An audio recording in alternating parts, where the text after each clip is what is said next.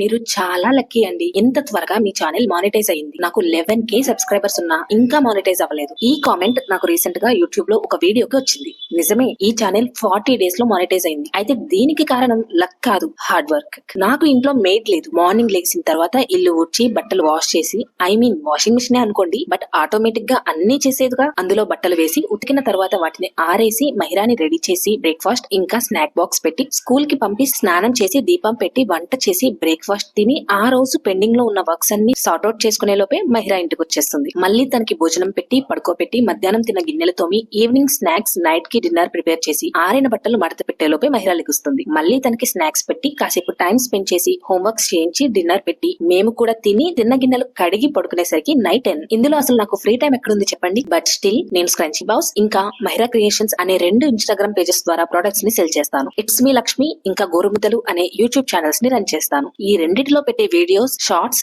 నేనే రికార్డ్ చేస్తాను, నేనే ఎడిట్ చేస్తాను, నేనే థంబ్నెయిల్స్ కూడా ప్రిపేర్ చేస్తాను. అండ్ కొలాబరేషన్స్ తో కూడా నేనే డిస్కషన్స్ చేస్తాను. నెక్స్ట్ వీడియోస్ కి ప్లానింగ్, కామెంట్స్ కి రిప్లైయింగ్, ఇలా ఇవన్నీ ఫిట్ చేయడానికి డేలో టైం ఎక్కడ ఉంటుంది? బట్ స్టిల్ నేను చేయగలుగుతున్నాను అంటే వెనక నుండి నడిపించే శక్తి మాత్రమే.